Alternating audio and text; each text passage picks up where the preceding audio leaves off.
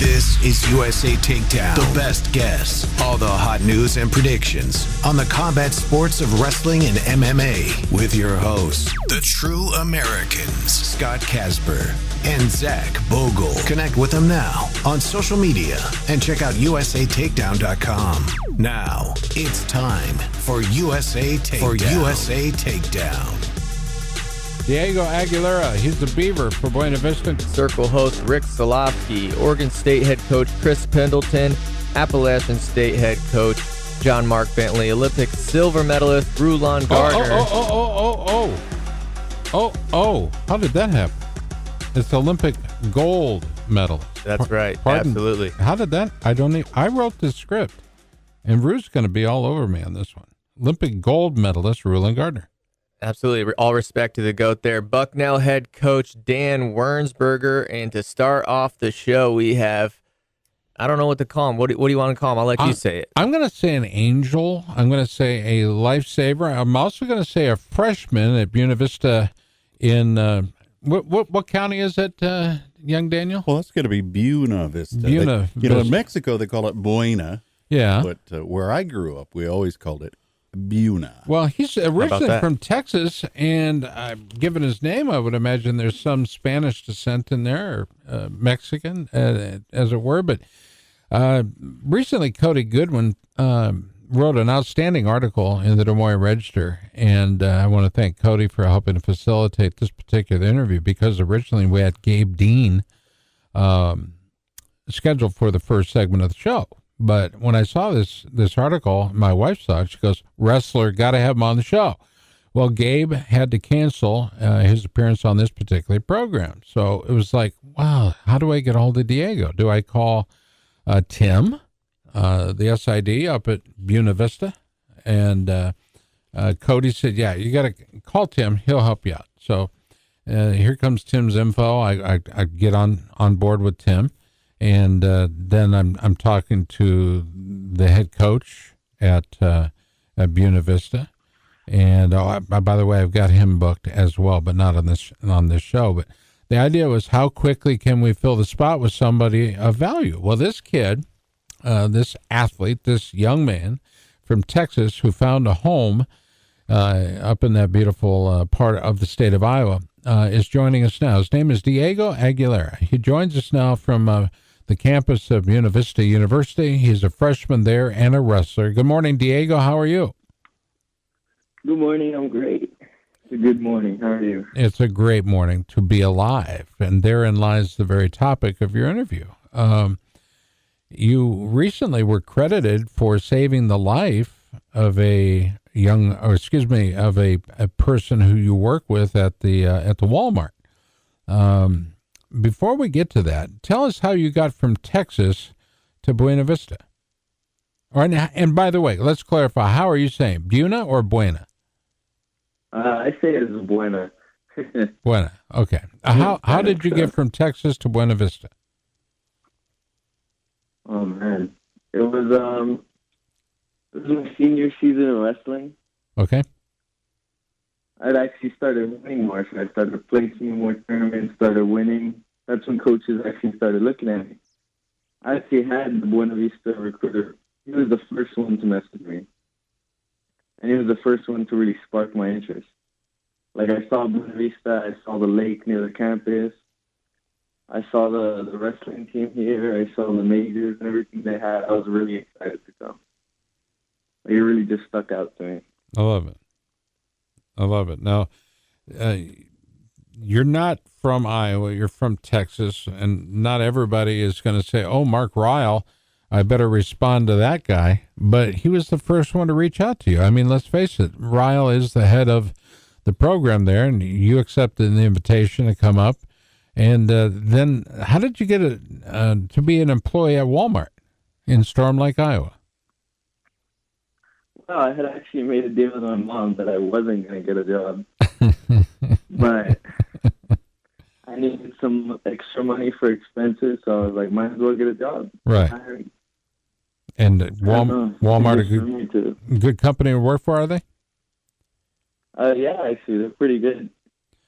All right, so you're described in the article by Cody Goodwin as saying that you stock shelves into the evening. Then you head to the break room, and there you saw a coworker do what? What did he do? Yeah, we went to the back, and he just told me he wasn't feeling well, so he took a seat. He took a seat on a box of fruit. Bananas, to be exact, right? Wasn't it bananas? Yes, sir. It was a banana box.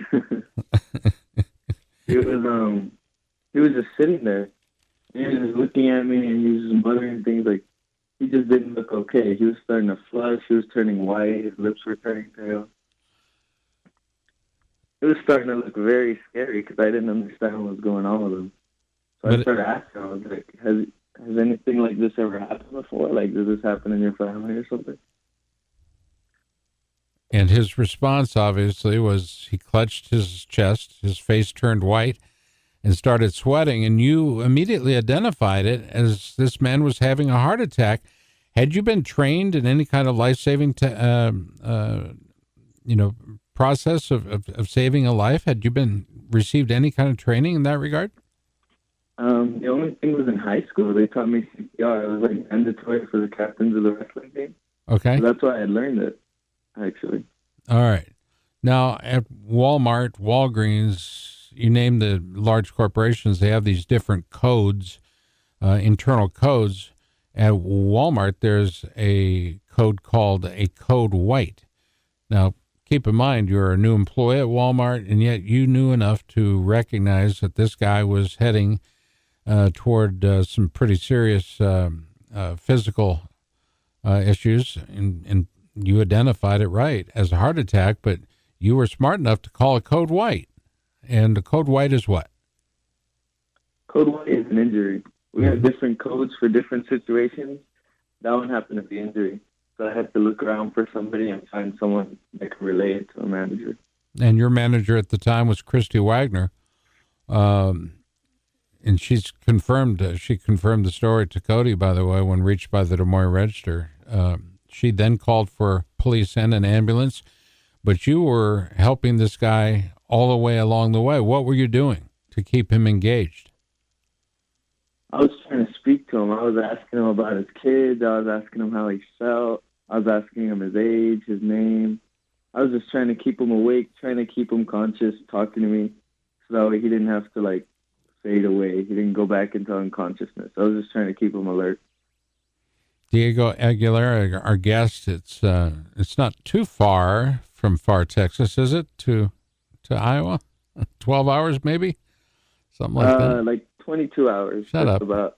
22 hours? What kind of car are you driving? It's like a 2012 Dodge Avenger. Okay. But it's also, we're at the very bottom, right next to the border. You're late to the sport of wrestling. A lot of kids, start when they're 4 or 5. How old were you when you started the sport? I was about 14, actually. It was a freshman year of high school. Okay. And part of that process of becoming a team captain and somebody that can be responsible is being, smart and being able to do things like teach others, self-preservation. In other words, when you feel the need, and this is not the first time you felt the opportunity to help somebody and save a life. As a matter of fact, we go back to, by the way, congratulations on helping to save this guy's life, this coworker who will forever remember the name Diego Aguilera. You had an opportunity just a few months ago, right, to save a life. Tell us about that situation. Yeah, actually. Back in February, I had another situation, but I was with my team at that time. Mm-hmm. Since I was the team captain, I was able to go with the girls to their duel. So it was me, my coach, and the girls team. They had just had a super hard tournament, so we decided to eat on the way home. So the bus stopped at a Chick-fil-A. Chick-fil-A. Good yeah, it was really good up until the moment. All right, so we're all sitting there, we're all enjoying it. Right. And all of a sudden, this this lady comes in. She's like screaming hysterically. She kind of scared me a little bit because I was just enjoying my food. Screaming in Spanish to help her with her baby. Oh. Help, my baby, and then something. She's just screaming in Spanish. So immediately, me and my coach got up and we went outside. Straight outside to see what she was talking about. And as soon as we stepped outside, we could see a father holding his baby.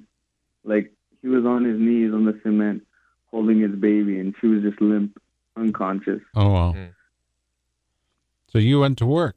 What did you do? Immediately, like, there was no time to think. I don't think either me, my coach, or my teammate thought for a second. We just immediately jumped into action. One of us, coach, was starting to do CPR on the baby. One of us trying to help the baby cough it up. And another one of us distracting traffic, like trying to get traffic out of the way because traffic was still trying to move. Even though people saw this going on, they were still trying to like drive past or drive through the road that it was on. Wow. So you had to negotiate the health and wellness of that small child, dodging traffic, and at the same time employ that which you have just recently understood of CPR, and you were able to save the life of that baby. What was that moment like when that baby took its deep breath and started to cry? Oh, being able to hear, that was so like, I was so grateful being able to hear that baby cry. Being able to hear her breathing again was the best feeling ever. Oh, wow. I was so scared, but I was so happy when I heard her breathing, and I saw her dad get excited. You know what? You know, Zach, this is an opportunity to talk to a kid. Mm-hmm. He knows exactly what he did, but, you know, to us anyway, the way he's approaching it, there's nothing really special. He was doing the work that he was put here to do. Yeah, Diego, I want to ask you, how are you able to like stay calm throughout those moments that are very intense situations, especially at your age? Well, I grew up the oldest out of my siblings, so I always kind of had to stay without like panicking. Like I had to stay calm. I always had to be the one in situations to do that for my younger siblings. So coming into things like these, I already knew. No time to think. I just got to take care of them. I was asking, I was talking to Scott before the show about the whole Code White situation, and I think that if I was in your shoes and I'm going through those, you know, employee introduction meetings where they're telling you this code means this and this code means that, if they would have told me that stuff that most kids kind of just put at the back of their mind thinking, I'll never use that. I never, you know, I won't even ever have to use the word Code White. Because of that situation earlier in February, did it stick in your mind? Like, I better remember that because I've been in this situation before? Yeah, it was super important to me. I was like, I've already been through this once. I have to remember in case it happens again. Wow. Diego Aguilera, our guest, and you said you're the oldest of your siblings. Is that true? Yes, sir. I'm the oldest out of 4 siblings, and then 4 more step siblings. All right. Let's get down to, besides the business of saving lives, obviously you're good at that. You also were fairly decent as a Wolverine, going 33-7 in your senior campaign, competing at 113 pounds. Coach Ryle has you scheduled to wrestle at what? What are you projected out in your first season at college? I'm looking at 125. 125. All right. I'm trying to build some mass and stay around 125. What is your area of interest in terms of study? I'm actually a computer science major. A lot of people, though, have been telling me maybe this is a sign from God to go into the medical field. I was just going to say, dude, have you thought about medicine? Have you scheduled a time to meet with the balance of your team to go over CPR techniques? Not yet. We haven't gone over it yet. We haven't scheduled anything.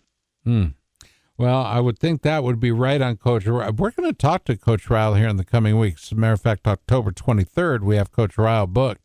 And have you done your homework on Mark Ryle? I mean, dude could wrestle. Yeah. As soon as, he started talking to me, I started, looking him up, looking up, his background. It's pretty impressive.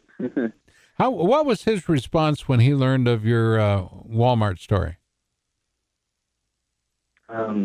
He was just taken aback because it's such a crazy story. He was telling me he was just taken aback, and he was like for a little bit. Now I got to believe the wrestling team, like all sports, being affected by coronavirus. Are you guys all healthy up there? Doing a pretty good job of staying healthy? Yes, sir. We're all doing our part. We're social distancing. We're staying in our dorms. We're just trying to get back on the mat. So we're trying to do the right thing. That's the ultimate goal, right? The Beavers want to get back on the mat and compete. Yes, I love it. And I, on a personal note, on behalf of Zach and Danny and everybody affiliated with this show, I want to thank Cody for an outstanding job covering this. And when Tim said, Cody perhaps ran out of room in the register, Cody Goodwin, but did you know that he also saved a life in February? I got to believe you're going to be looking for those opportunities to save lives, for the future as well. So I challenge you to continue doing good works, okay? I mean, this is outstanding. This is what a wrestler is to me, the guy that steps up and makes a difference. And Diego, you've done just that. Made that. Dude, outstanding. Definitely made that impact. You're my hero of the day, young man. I appreciate that. And we hope that your first year at Buena Vista will be positive, and I hope your educational pursuits will be positive. It seems like you're on track to be an exemplary model of what a wrestler at Buena Vista or any university in this country should be like, and in your case is. Outstanding job, young man. Good job out of you. Thank you, sir. Appreciate you stepping up today, filling in for Gabe Dean. Of course, you knew who that was, but I'm glad you took the opportunity to join us and tell your story. I think it's fantastic. Thank you. Thank you. Just trying to do the right things and just keep going. Now let's do the right thing at 125, okay? Yes, sir. I'm looking forward to it. All right. Good job, buddy boy. We'll talk to you soon. Thank you so much. Diego Aguilera, he's the Beaver for Buena Vista, and Coach Mark Ryle, and that story is outstanding. I just like that when things happen for a reason. I tell you what, we've got to take a quick time out here in about 2 minutes. Hot topics, the HWC, the Hawkeye Wrestling Club recently in town. The big news, of course, the HWC showdown to take place at the Extreme Arena in Coralville. What can you tell us? Yeah, we have a lot of really good matchups here. This is a pay-per-view event. They're trying to raise money for the Hawkeye Wrestling Club. They've been announcing the matchups one by one. Who's been announced so far? A lot of good ones here. You got Jaden Ironman versus Vladimir Kinkashvili. I'll let you say that. Michael Kimmerer versus Tommy Gant. Sarah Hildebrandt versus Aaron Golston. That's going to be a good one. Alex Marinelli, the Bull, versus James Green. Tony Cassiope versus Nick Gwizdowski. Precious Bell versus Jordan Nelson. Austin DeSanto versus Bryce Meredith. I'm very excited for that one. Mm-hmm. Pat Lugo versus Matthew Kolajic. And then there's one more that I believe will be announced sometime today. So pay attention to Twitter, wherever you get your wrestling news, and we will keep you updated on that. But now Kolajic wrestled at Princeton. He was a standout for Princeton, as a matter of fact, right? Yeah, actually, this is a matchup that had we had NCAA's last year, the NCAA national tournament, right, that could have very well been a Saturday night matchup. Both those guys were top ranked at 149 pounds last year. Too bad we didn't get to see it, but you buy this pay-per-view, you get to watch it in freestyle, which is a different rule set, but still the same excitement, a lot of action with both those guys. Well, speaking of a lot of action, we're going to take a quick time out. You're listening to America's Wrestling Radio Talk Show. It's where the legends live. It's USA Takedown from the Wild Rose Casino and Resort Studios. Scott Casper with you, along with that man, the host of Stalemates, and a new Stalemate scheduled to drop this Friday with who? This Sunday. Sunday. 9 a.m. We dropped the trailer today. With Tom Brand as head coach of the Hawkeyes. He's on to promote this wrestling card we just told you about. Make sure you send that trailer to our own Joshua Relitz, if you would. Get that on our site as well. Lots going on in the world of wrestling. We're going to be talking with Bucknell head coach Danny Wernsberger. He's next on The Big Show. You're listening to USA Takedown on 1350 ESPN. USA Takedown is brought to you by Barbarian Apparel and Caldenberg's PBS Landscaping. Stay tuned. More USA Takedown after this short timeout. Hash browns are always part of my favorite breakfast, and the place to get Des Moines' best breakfast is Mullet's Restaurant. Hi, this is Danny Bishop. Stop by on your bike along Meredith Trail by the confluence of the Raccoon and Des Moines rivers. Sit on their 2-level patio, peruse the famous breakfast menu, and you'll understand why Mullet's is the best breakfast restaurant in Des Moines. Mullet's, celebrating all things about the hairstyle that's business in the front and party in the back. Just go to the west end of the Southeast 1st Street Bridge to find Des Moines' best breakfast at Mullet's Restaurant. The Defense Soap Facts, Dateline, Cleveland, Ohio. For 12 years he competed, for 17 years he coached, and for 30 years he's policed the streets of Cleveland. He saw teams and programs decimated by skin-borne disease, a wrestler's worst nightmare. He didn't like the chemical-based products on the market and knew that there had to be a better way. A better defense. He found religion in the ingredients that make up the basis for Defense Soap. Tea tree and eucalyptus oil. Defense Soap. All natural, safe to use. It's available around the world now at defensesoap.com. The wrong financial decisions can undermine the best intentions.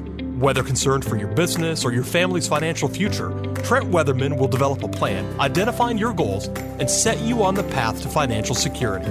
Trent makes plans for people, no matter your goals.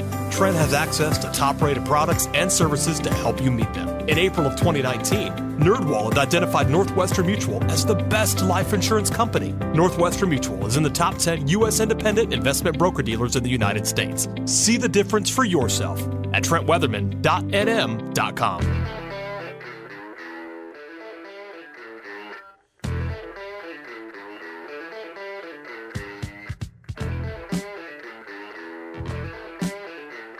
All right, welcome back to the show. It is USA Takedown across the country. Appreciate you tuning in. We cover the sport of wrestling and mixed martial arts. Lots of news in regard to all of that, and we'll continue our program. But I want to thank Tim Gallagher, the SID Sports Information Director at Buena Vista, for helping to make our very first guest, an outstanding guest, by the way, Diego Aguilera, and his life-saving exploits over the last few months. Was that amazing? He saved 2 lives in just a few short months. Yeah, I mean, at such a young age as well. So, Well, either way, we're glad you're joining us on the program today, 9 to 11 a.m. Central Standard Time. Next up in the interview box, Danny Wernsberger has been a friend of mine for quite a while, and he's the head coach at Bucknell. He joins us now, does the Bison Headband. Dan, good morning. How are you? Good morning, Scott. Doing well, man. Beautiful day here in Central PA. Central PA, if you've never driven onto the campus at Bucknell, let me tell you what it's like. It's like, especially in the winter, crossing the bridge, and you know the bridge I'm talking about, Coach, that leads you more directly into downtown or to the campus if you're to take a left. Yep. It is a picture that could easily have been painted by any well-known artist of note, but those holiday pictures you see with the lights sparkling and the town and the campus becoming fully apparent, it's a great campus. I just love visiting you there. And it's a great spot. You know, we got the Susquehanna River that runs right through here, and it's not a bad spot, especially in the fall, and the weather's nice, and we're back on campus in class learning, so it's a good thing. Good things going. How many years for you now, Coach? I just finished 15. Wow. 15. So this is my 16th year here at Bucknell in Central PA. I never thought I'd be here this long, but you start a family here and realize it's a pretty good place to live and a pretty good place to work, and they're committed to the sport of wrestling, which is even more, just as important. There was a time when wrestling had been dropped at Bucknell, and a gentleman was very upset about that, enough to put literally his money where his mouth was. What can you tell us? Yeah, amen to that. Yeah, I remember when we first got started. No, the program was dropped in 2000, 2001, and it was dormant for 3 years. And fortunately for Bucknell University, there was a lot of angry people, upset people, and you had this gentleman named Bill Graham, who's a 1962 alum. And he stepped up and just said, hey, what's it going to take to get wrestling back at Bucknell? Because it did so much for his life, personally and professionally. And he just wanted young men to have the same opportunity that he had here as a student athlete.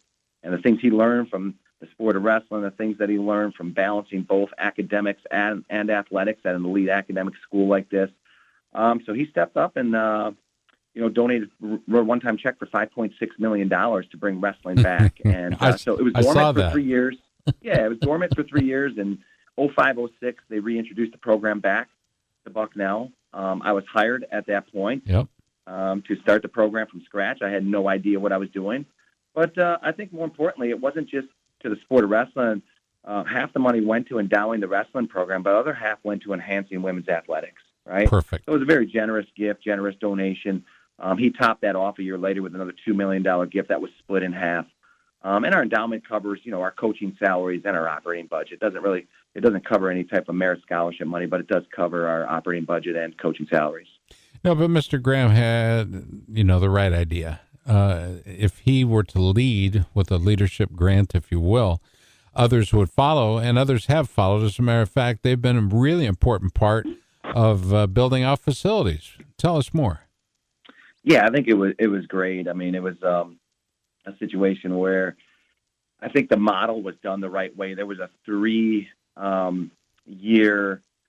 plan that was put in place as far as how to reintroduce the program step by step. It was a model that others have been able to follow. I think, especially at that time where it wasn't happening very frequently as far as program that was dropped and then reinstating the program, whether it was a year, 2 or 3 years later. So the model was put together the right way by another Iowa grad named John Hart. He was part of that. He was the director of athletics at the time. That's my boy. Tim Pavlechko, who was the associate athletic director, Bill Graham. They did the right thing, and they worked alongside the National Wrestling Coaches Association, and I think that helped with bringing our program back. I remember Dan Gable had a huge part in the return of our program. He came and visited campus on 2 different occasions and really, really played an integral part in the people in Central Pennsylvania, Bucknell University, really accepting the wrestling being back, but not just being back like good luck, I'm glad the program's back, but it's an investment. And hey, how are we going to do this? Let's really make sure that we do it the right way. And there was some involvement. The NWCA was involved. Dan Gable was involved. Bill Graham wasn't. Here's the money. Good luck. I'm glad you're back. I mean, he was involved. He still comes by our practices. He's at the EIWAs. He's at the NCAA tournament. He's at our home matches. So it was an investment, and on all sides, that supported it. There's the history of Bucknell wrestling, and there's always going to be hiccups. But when they hired Dan Wernsberger, they made a statement, okay? You say you didn't know what you're doing. I disagree. I know a lot of the back history here. And I think they hired not just the right guy, they hired the right guy for the right time and the right job. And what you've been able to do without ruffling too many feathers is you set the structure that needed to be in place for the future. And the future is something that everybody wants to be invested in, including guys like Kevin LaValle, 2011, if you recall. And for those of you who remember, Kevin LaValle was the deal. He was the big deal. And that was the, Marble, Rendos, Riccio.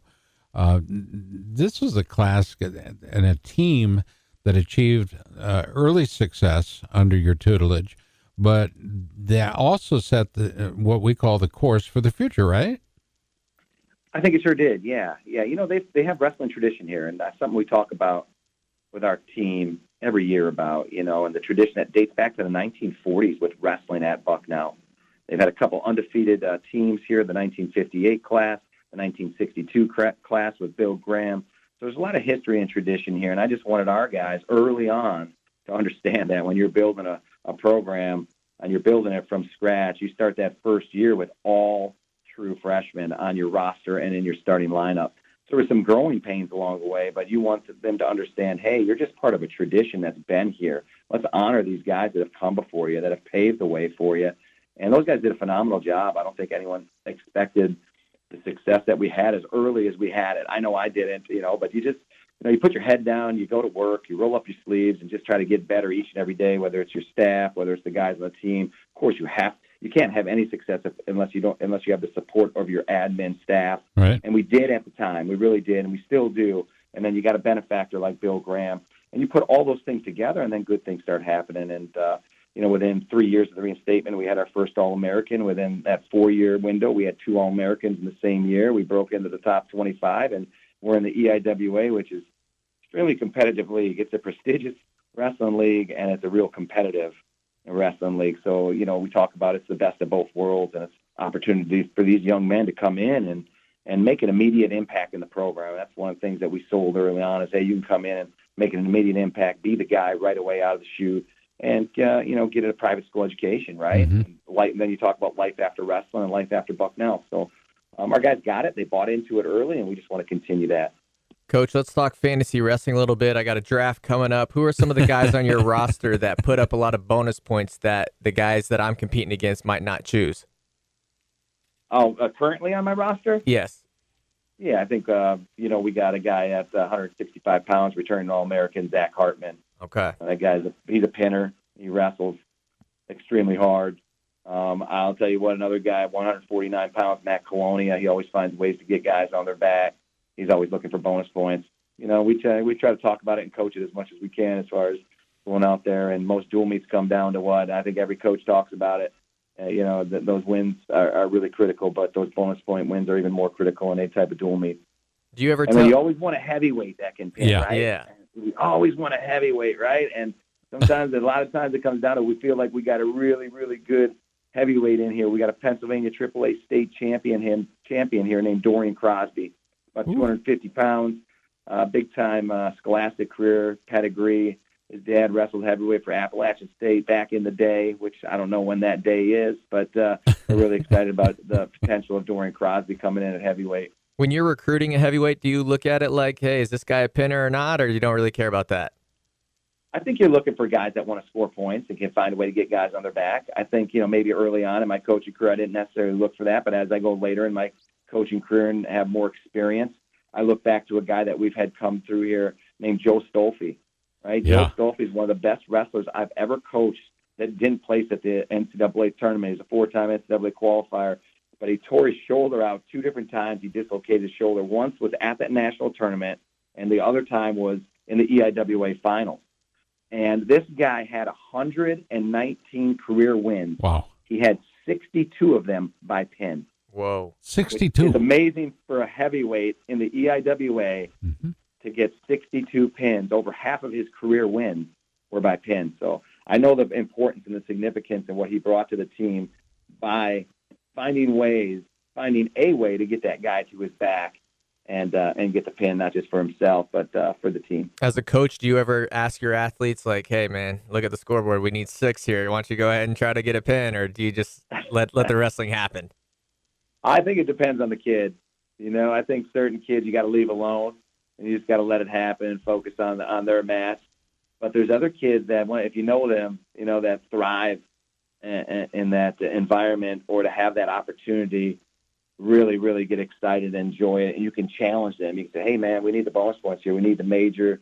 We need the tech. We need the pin. Go do it for the team. And then other guys you just kind of have to leave alone, because that might too much mental warfare might be going on at that point. So you got to pick and choose those moments as a coach and see how they respond. But you try to put them in those situations in the practice room, right? Yeah. We can try to put them in those situations in the practice room where we challenge them and say, hey, you got to score this many points, or you got to try to get these many pins during the go, or you can't leave. This go doesn't end till you get the guy on his back. Whatever the challenge might be, right? And the more you challenge them in the practice room in that kind of setting, I think they're more familiar with it when they're facing it in the competition arena. Kevin LaValle is part of your coaching staff, but he's also part of the history of Bucknell. And I'll take you back to 2011, the EIWA finals, right? This is a win for the record books. LaValle upset Cornell's Kyle Dake, who, if you recall, graduated with an incredible record of his own, 137-4, and 4 national titles at 4 different weights. Dake's still competing. How close is LaValle right this minute to be able to, get it up and go? as it were, if challenged by one Kyle Dake to do it all over again? Oh, I don't know if he's challenged by Kyle Dake if he's ready. I mean, Kevin's always ready. He's not going to back down from a challenge. But yeah, he might be a little bit out of competition shape over the last couple of years. He's got a couple of young boys, and he's really committed to the program here as far as his professional career and being the head assistant coach here now. But yeah, he's a humble guy. I try to bring that up from time to time with whether it's an alumni or maybe a recruit or recruit's family. And, when I'm talking about, because Kevin doesn't really like to talk about himself. So I'm like, hey, man, here's Coach LaValle. Here's our head assistant. Here's what he did in his career, 2-time All-American, and winning this wrestler and program history with 126 career wins. By the way, his last guy to beat Kyle Dake in college. Everyone knows how phenomenal, right, Kyle Dake is. I mean, the dude's amazing. The dude is unbelievable. And for Kevin to be able to do that, it shows you what kind of competitor he was and is, and just his grit. He's always been a guy that's had this grit. And what is grit? It's something that you have. Grit is you never give up, right? You never give up, man. Kevin might not have been the most talented guy in the room, but no one was grittier or tougher or more determined or more hardworking or more committed to the lifestyle piece of wrestling or to the program than Kevin LaValle. And fun to be around. Let's not sell that aspect short. He's been on the show. I love talking with Kevin. You're very fortunate to be able to retain him as a member of the staff, because obviously he took a great big bite of that bison burger and understands what it means to be a valuable member of the staff. His record speaks for itself, but he doesn't rely on that. He has plenty to teach, and I think having as part of your staff, Dan, is probably one of the wisest decisions. Looking back at your career when it's over, when you retire, I think you'll look at that and say that is perhaps one of the top 5 decisions you made in your career that you made correct. I mean, that guy is the real deal. So I would agree 100%, and I say that because once he graduated here, he went on and went to the University of Minnesota and, wrestled for the Minnesota Storm and helped their program out and went to grad school there. And he was there for 4 years. So we learned a little different system, saw a little different program, how it was run. But each of those 4 years that he was gone, you can ask him. I called him every year in the spring and said, Kevin, you ready to come back? I need an assistant coach. Kevin, you ready to come back? No, not quite there. No, not quite there. And every year I called him. And, he is really witty. I mean, he's a Bucknell educated and witty guy. Finally I was able to lure him back. And he sees that, he loves Bucknell, right? Yep. He loves doing outdoor stuff. We're in Central PA. You got Susquehanna River here. He knows it's a great place to raise a family and fantastic school. So hunting, trapping, fishing, and schooling and wrestling. I love that. Yep. Danny, up against the clock. Appreciate you jumping on with us today. It's always good to catch up with you and the Bucknell program, and we'll look forward to doing it again. Best to Kevin and Morel and everybody on the staff, and, of course, your entire team and the university that is Bucknell. Thank you. Yeah, thanks a lot, Scott. God bless. God bless you, my friend. He's always been in our corner every step of the way from the very beginning. All right, Olympic gold medalist Rulon Gardner has an incredible story for sure. His wins as well as losses in life. He'll be joining us next to talk about what's going on in the world of that Olympic gold medalist that set the world on edge at the Sydney Olympics back in 2000. Stay tuned. There's more USA Takedown from the Wild Rose Casino Studios. More with Casper and that guy over there, Zach Bogle. Stay tuned. Back after this. Stay tuned. Casper and Bogle will be right back with more USA Takedown. The term barbarian was first used in ancient Greece. The athletes were said to be barbarians. Today's modern athletes embrace the hard work when wearing the great gear from Barbarian Apparel. You make the choice. Custom graphics, the best sublimation, colors that pop, and logos that matter. Barbarian provides great service before and after the process. Make the right choice. Choose Barbarian Apparel. BarbarianApparel.com. Calderberg's PBS Landscaping knows what grows best in Iowa because they're from Iowa. Locally owned and operated, Calderberg's is a full-service landscaping and lawn care company. Everything you need from lawn care and landscape design to water features, tree planting, irrigation, and snow removal. Matt Calderberg and his staff are great. They take care of my family year-round. They can take care of yours, too. My office and home, they cover it all. They're my friends and should be yours as well. Visit them at calderberglandscaping.com. Communities need leaders. The birthplace of Bob Feller, Van Meter, Iowa, has too. Paul Szynski and Jim Sinclair have always been there for their community and for the thing that drives us, wrestling. In a position to help or need a cause to get behind, your neighbors and friends can use a hand. Leaders always come together to help, to plan, and to work to make their communities a better place to live. So special thanks to Jim Sinclair and Paul Szynski, two examples of men who lead. Follow these two professionals on LinkedIn for investment opportunities and more. Welcome back to the program, USA Takedown, across the fruited plain, no matter where you are. We're talking wrestling and mixed martial arts. The guy has done it all, literally. And he found his way into my heart many years ago. And I recall a couple times where he actually, well, I can't tell you the whole story, but Rulon Gardner has been a buddy of mine. And I love that. The fact I know he's there. And I wish he got more respect from the wrestling community. Specifically USA Wrestling, than he gets. The Olympic Channel recently announced that they would be doing a documentary to celebrate the 20th anniversary of his success in at the Sydney Olympics. He joins us now. Rulon Gardner. Ru, how are you?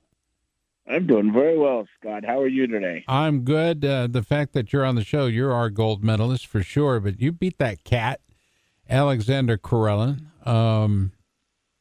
I think I've asked you this, but I don't know if I asked you it on air. Okay. Nobody was giving you a whole lot of chances to be successful at the Sydney Olympic Games. And yet you came through because of dedication, sacrifice, and you came through in the clutch. Talk to us about the last minute of that match before you had your hand raised. Well, if you look at it, I think back and, the odds of me winning that match were 2001. Literally. Karelin was going for his fourth gold medal. It was his last match of his career. Coming into it, I, was the youngest of 9 kids. One of my sisters lived in Des Moines. So I had family out in the Midwest. And, ultimately, coming into it, I was told, in high school with a learning disability, I'd never go to college. I'd never graduate high school, never go to, Nebraska, graduate there with a teaching degree. And then, after high school and college, I didn't start wrestling Greco until after college. And so I was kind of a newcomer to the sport within a little over 5 years, getting into the Olympics. And the only match I ever had before with Karelin was in the 97 Worlds, and he beat me 5-0. He, broke 2 vertebrae in my neck and, just showed me how dominant he was. And so I'm walking into Sydney, and I got to the finals. I won my semifinals. I was losing 2-0, came back and won the semis 3-2, and then looked up at Karelin. And I think he thought that, it's going to be a pretty easy match. And so he didn't prepare for it. So going through the match, getting in his face, and Coach Frazier's like, Rulon, they're not giving you any credit, so this is your perfect opportunity. Right. You show the world what a farm boy from Wyoming could do, and you go out there and you let them know that you're there to represent wrestling, the Greco-Roman, and the United States. And, we went out there and got ahead, got 1 point from the clinch position, and then after that was over, I just let, growing up at 7,000 feet elevation in the mountains of Wyoming, and all my brothers and sisters and just all that stuff, really, drive my emotion. Coach Steve Frazier, one of the best coaches, I think, in the country, Amen. Said, Rulon, all those grind matches, 2-hour matches, all those shark baits, where these guys are attacking you. I had to beat Dramel Byers, McAfari. McAfari is a 3-time world and, Olympic silver medalist. And so, he was, 3 times number 2 in the world. And I beat him, and to make the Olympic team, I had to beat Dramel Byers, who was ultimately in 2002 was a world champion. The year I had frostbite, and then another Oh, place come like the on. World No. You're not going to just go, oh, that year I had frostbite. Okay. I mean, dude has escaped the clutches of death more than once. Absolutely. It was a little more than frostbite, Rue, right? Come on. Yeah, it was a little more. I just lost one toe and all the tissue on my lower foot, but that was about it. Who's counting? Well, yeah, by the way, if you would like to see what we're talking about, I invite you to go to the OlympicChannel.com, okay? It's a series by Five Rings Films called, and the film in this case called Rulon. And I will tell you that there are things that are exposed in this film that you may not know or may have forgotten. But I've never forgotten the fact that when you were out riding your snowmobile, you had some issues mechanical, and then, of course, there was ice and snow and wolves. And anytime you bring wolves into the picture, it's like Danny said, keep the wolves away. Keep the wolves at bay. Right, Danny? I mean, you're pretty... I'm a little afraid. You're afraid of the wolves. Yeah. But Rulon was like, bring them on. Well, they're big and bad. Well, you beat the Russians, the bears, so as I went out there to the wilderness, I was the new bear, the grizzly, and the wolves could come, but we'll show them who we are. I think that's what kind of makes wrestling, and ultimately, to get out there and to beat Alexander Karelin. If you looked at him, there's a picture the other day. It was kind of just saying, you think you wrestled, and you didn't wrestle. You just look at Karelin, and he was just kind of the epitome of. They called him the experiment. They called him the bear. All those things that you fear in a person, and people say, out of the most fearful, scary, crazy athletes ever, Karelin is the one. And it was just kind of crazy to think, I was able to go out there and compete and wrestle and, ultimately defeat him to win the Olympics. It was pretty amazing. Yeah, Karelin was a mass of muscle, but more than anything, he had a wrestler's mindset. And you were able to go out there and beat all of that. You're right. He did look past you, and at the last minute, you just absolutely put it on. And I like to give credit where credit's due. I think the gut wrenches on dairy cattle probably helped. Would you agree with that?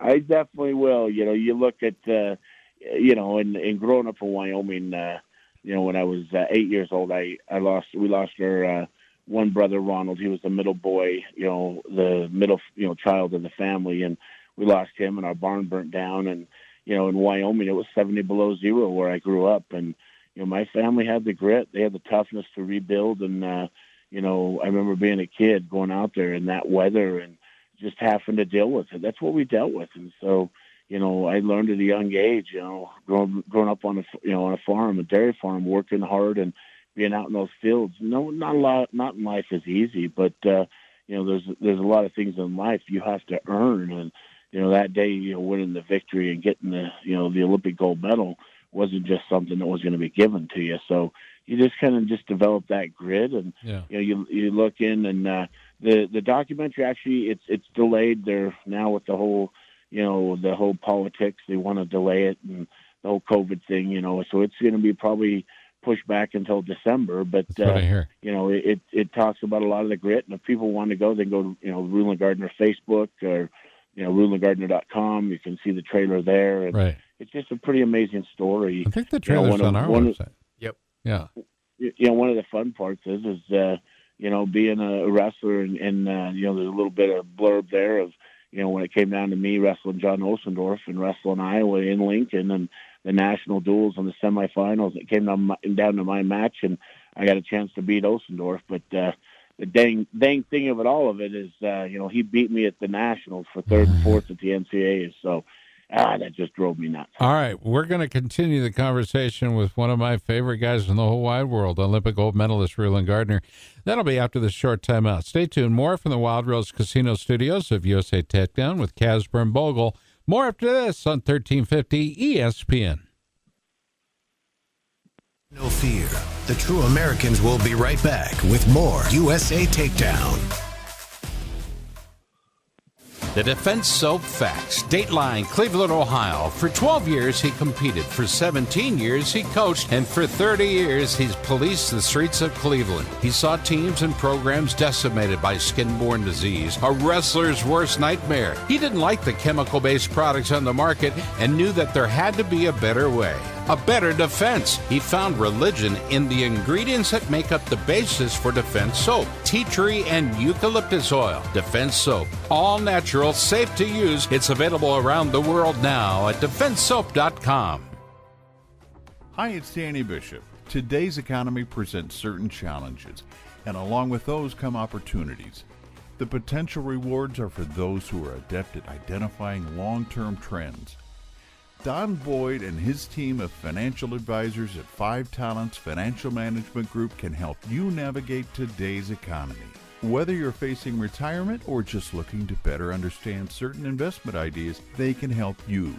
5 Talents Financial Management Group's first priority is your overall financial success. And that's why they learn about your individual situation, identify your dreams and goals, and get a picture of your tolerance for risk. Long-term relationships that encourage open and honest communication are the cornerstone of their foundation of success.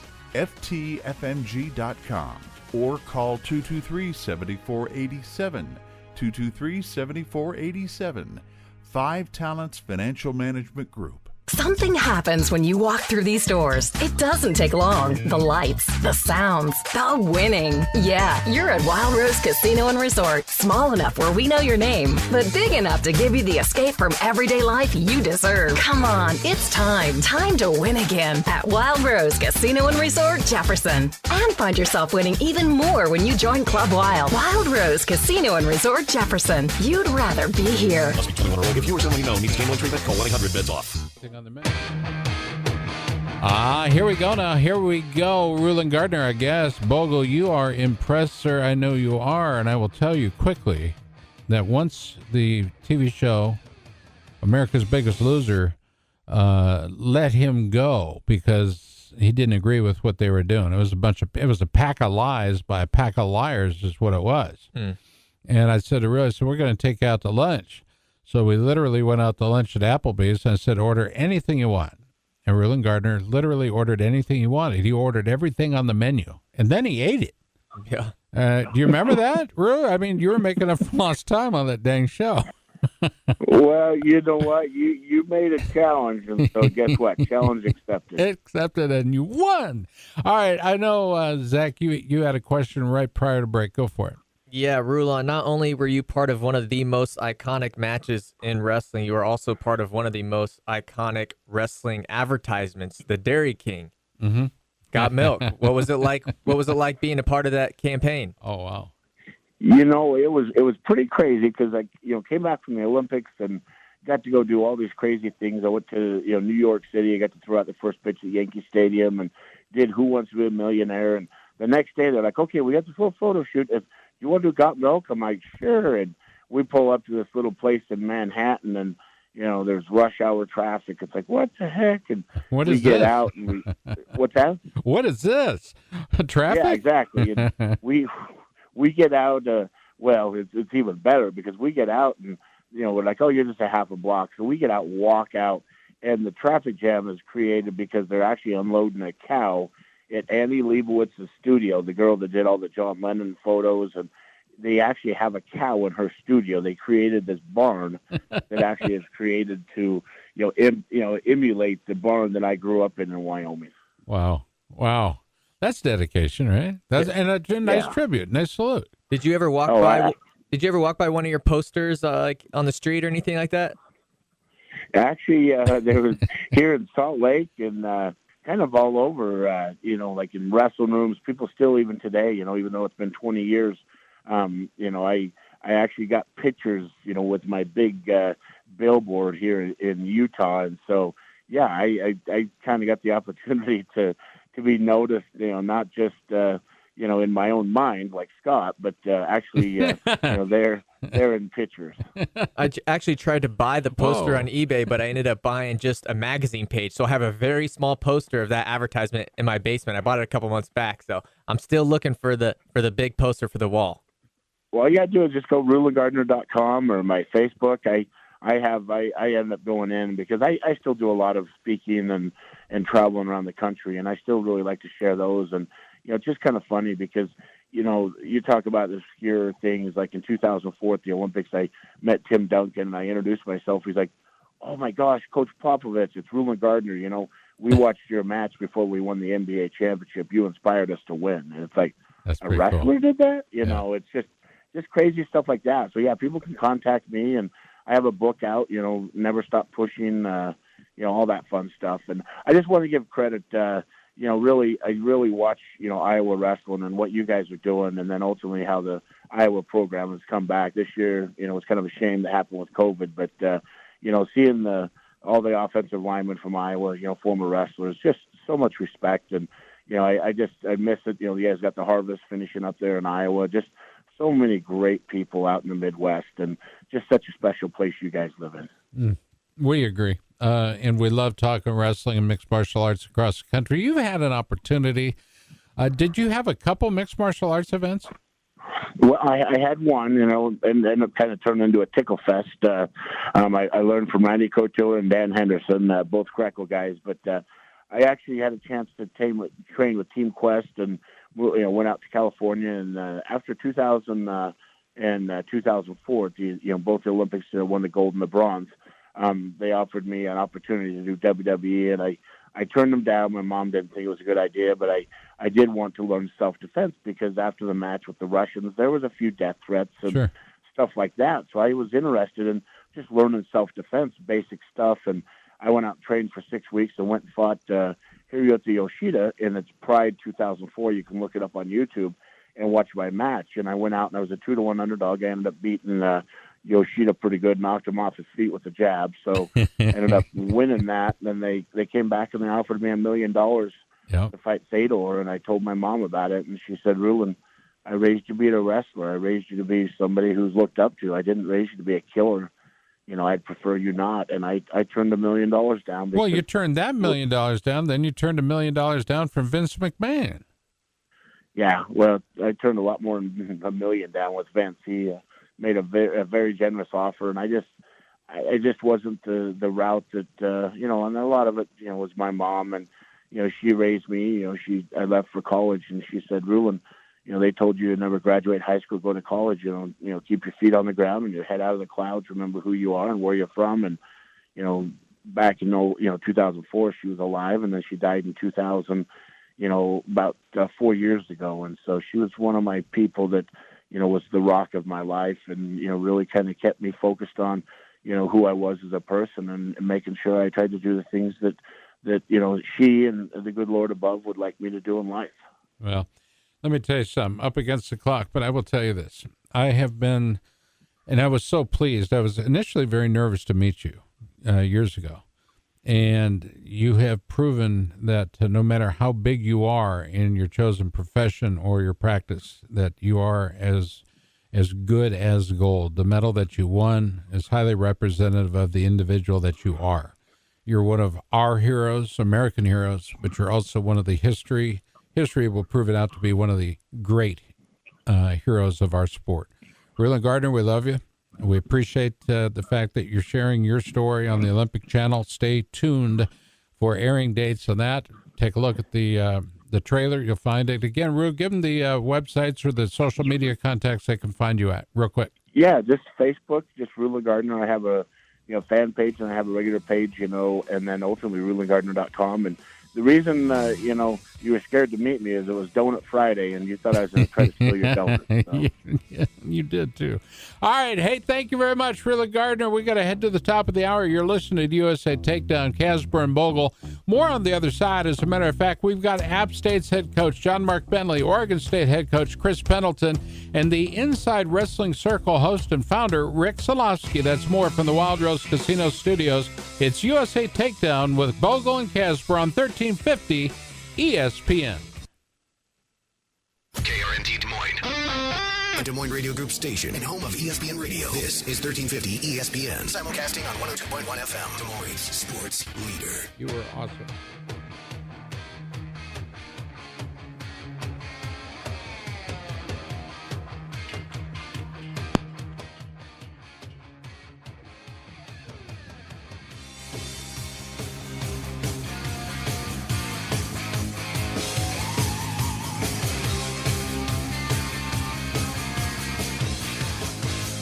Welcome back to the show. It is USA Takedown. Casper and Bogle. We're watching a bit of production off air that Josh Reelis does for social media. Where does he put these little vignettes that he puts out there? You got Twitter, Instagram, Facebook. Yeah, he's the Instagram He loves guy. the Instagram. Yeah. Okay. Well, welcome back to the show. Danny is at the helm of the mothership as well here in the Wild Rose Casino Studios. It is USA Takedown. Casper and Bogle, you got to talk to Olympic gold medalist Rulon Gardner. How about that? Yeah. Who would the have Dairy thought? King. The Dairy King. I love it. I'd forgotten about that, but yeah, it's a great poster, by the way. And I wonder how long he had to keep that milk mustache on. You think it was real? Oh, yeah. It had to have been. Heavy cream. 2%? I have a feeling he could drain a cow all by himself. Yeah. Don't you think so? That'd be good content. Yeah. All right, due up in this hour, Rick Solofsky, the host of the Wrestling Circle, Inside the Wrestling Circle, also a well-known and respected NCAA official.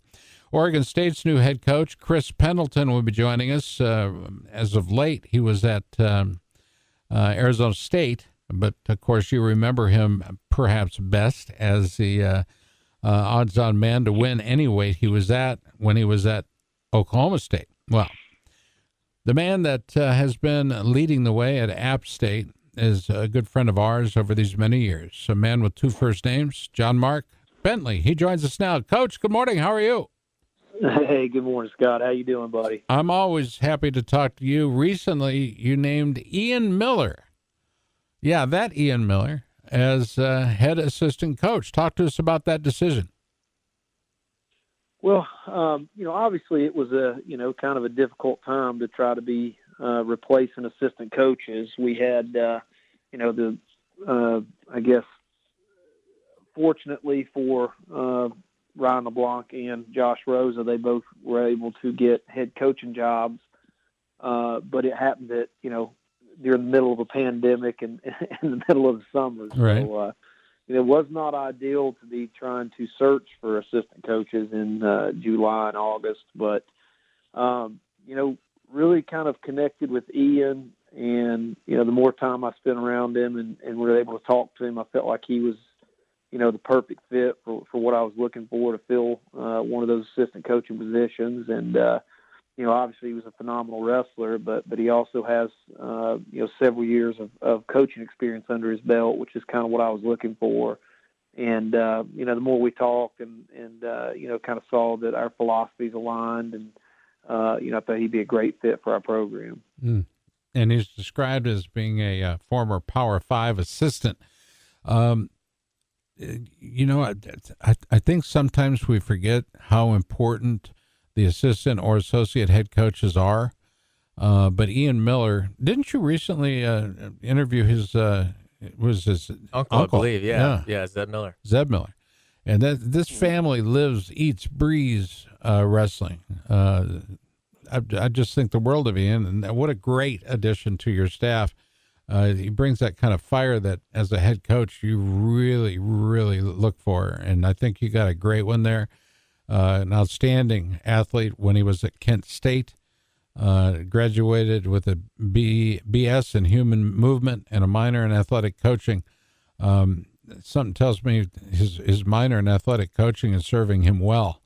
But good job out of you, Coach. And this is an outstanding hire, but it only makes your program that much stronger. Zach, we look at App State and what it does, where it wrestles, how it recruits. If you've never been to App State or the area of the country that they're in, once you visit App State, you will want to go back, right? Yeah, absolutely. I actually interviewed one of your former wrestlers, Coach, a good friend of mine that I grew up with, Bradley Irwin, on my show, Stalemates. And I told Brad to give me the recruiting pitch to Appalachian State, but I didn't want the school side of things. I didn't want the wrestling side of things. And Brad brought up the landscape and how awesome it is to be in the outdoors down there. Do you have, when you're recruiting these kids, do you have them kind of go check out the scenic route? Yeah, absolutely. I mean, I think our, the geography of this area and just how beautiful the mountains are, and just there's so many things that, that you can do in the outdoors. If you enjoy doing anything in the outdoors, pretty much you can find it here in Boone, North Carolina. And so it's a special place. I mean, typically it's an easy sell when we get, student athletes on campus and in this area. It's a pretty easy sell. Talk to me about Thomas Flitz. So Thomas Flitz, going into his senior campaign, really, kind of, I guess, came into his own last season. Yeah. He was a former starter for us, previous couple of years, and had some tough goes of it. I mean, he really, he always was competitive, but it seemed like he would have, just slumps that he would go through, and really the biggest thing is he really kind of struggled with his confidence. And, for whatever reason, last year, he finally just got over the hump, had some really big wins, had some nationally ranked wins, and, really secured his spot, qualified a bid for the national tournament. And, really, was a big part of the success we had last year was his being able to step in and being such a solid, part of our team, at the 174-pound weight class. He's a North Carolina kid, came here as a walk-on, ended up earning scholarship money for us. And, he's a great wrestler. And honestly, I think he's really just starting to tap just the surface of the potential he has as a wrestler. But he's even a better person. If you get to meet the young man, I mean, he's just a phenomenal person. I mean, he represents our program in so many ways, not only how he competes on the wrestling mat, but just how he conducts himself out in the community. And, I couldn't find a better representative of our program. And I think that's the two-edged sword, right? I mean, can he compete? Yes. Can he be a leader for the team? Well, obviously, you've got guys like Cody Russell and Jonathan Milner and others that are represented on various preseason rankings. Now we look at a season that never was. Where does that leave guys like Cody Russell, Jonathan Milner, and Thomas Flitz? Expectations, will they all be back? And how do you see that season that never was? Well, obviously, it was an extremely disappointing end to a good season last year. I mean, Right. We actually set a program record for 6 NCAA qualifiers, and to not be able to participate in a national tournament was very devastating for some of those guys. I mean, a lot of them, it was their something they had been working for their whole life to qualify. We had 3 seniors that 2 of them I really felt had great opportunities to become All-Americans, and it's just one of those things where it's just you never really kind of know how to approach it, and to, I guess, never take it for granted. I think that maybe in the past we've kind of always taken some things for granted, and I don't think that'll ever be the case again. But we do have 3 of those guys back. You mentioned Milner, Cody Russell, and Thomas Flitz are all returning for us. But honestly, we've got some other guys that I think were right there on the bubble from qualifying last year. I mean, one of the things about last year's team, we actually had, for the first time in my coaching career, we had all 10 of our guys in the starting lineup had winning records, which is pretty remarkable considering the schedule that we compete against. And we've got 7 of those 10 starters back. So, we've got a lot of guys that I think are ready to make a name for themselves. And, we're just itching for the opportunity to compete again. And I got to believe you are too, Coach, that there's no coach in the country that wants to see his team on the bench and not in the room, not on the road, and not competing at home. That's what all that hard work is for. But you also have some great student athletes. You had a record-setting season in 2019-2020, but we're looking to see what 2021 looks like as well. John Mark Bentley, our guest, head coach, App State, out of Boone, North Carolina. And you talked a little bit about LeBlanc, moving on, as it were. But Ryan LeBlanc, is the new head man at the Citadel. And if you've never been to the Citadel, it is exactly that. It's like a fort, right? And every turn you make on campus, if you're walking across campus, must be accompanied by a sharp left or a sharp right turn, okay? You wear out the soles of your shoes with the turns on campus. I left a $20 bill on the front seat of my car, and I was worried about that. And the head coach at the time said, don't worry about it. You can leave your keys in the car and you come back. Part of that requirement is the honesty that the cadets must display. And there's never a problem with theft on campus or anything like that. It's an interesting place for LeBlanc to go. I think it's an outstanding hire by them. What was your initial response when the Citadel extended the offer?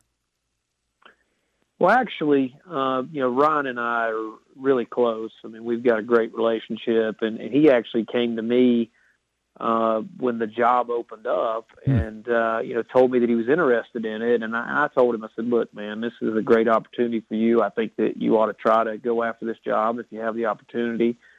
And he asked me if I would actually make a call on his behalf to the AD. And so I actually made the initial call to Mike, the AD there. And, we played phone tag for about a day and a half. And then finally we connected on the phone, and I just explained to him why I thought Ryan was a great choice for their position and the opening and kind of getting that program where I know they'd like it to be. And,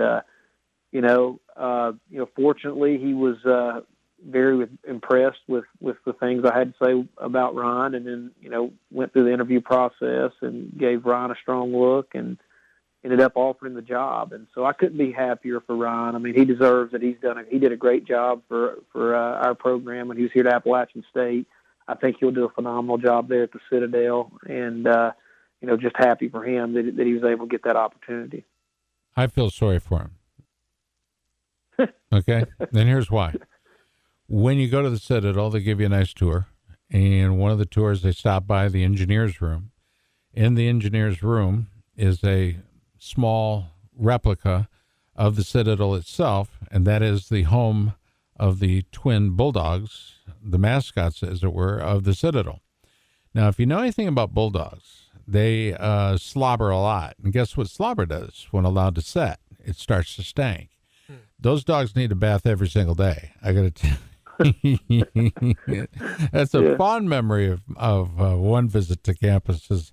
I never wanted to go see the dogs again, but they live in the engineer's room. I think it's a building engineer. But it's a fun remembrance for sure. But I just remember, my God, what is that smell? It's our mascots. Yeah. All right, Coach. This is a non-scientific poll. Okay. What does 2020, 2021 look like? Does wrestling begin Jan 1, or what's your sense of the season?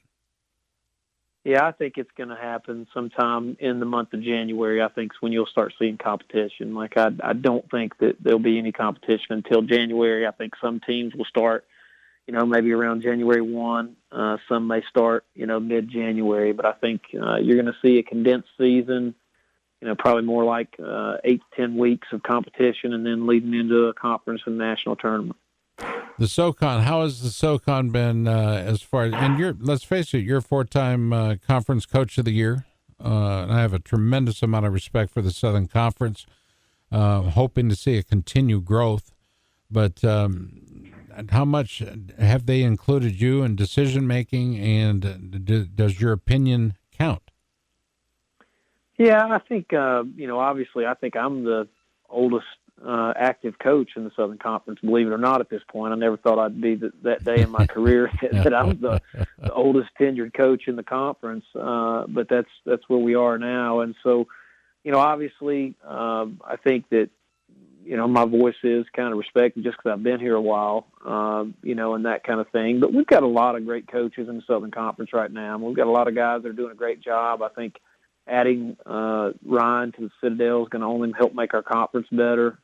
And, we've got some teams that are really competitive. I think, last year, if you look at the top 3 teams in our conference, with us, Campbell and Chattanooga, we had some, we had nationally ranked teams and wins over P5s. And so, we're continuing to grow and build as a conference.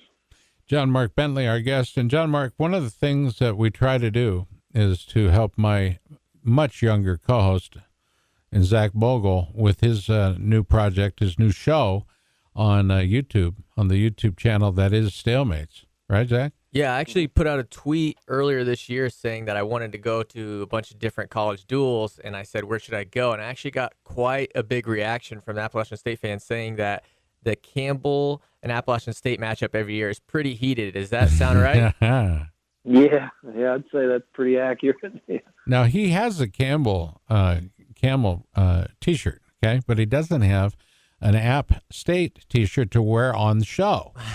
And some coaches, so you got to give me an address, and we'll make sure we get to I could do that, but Coach, I got to tell you, some coaches are stepping it up. Like South Dakota State University sent them a honest to God polo, a coach's shirt to wear on the show. How does that how does that work in your budget? Yeah, we can make something like that. What size are you, anyway, Zach? I'm size large, but maybe I can squeeze into Brad Irwin's old warm-ups.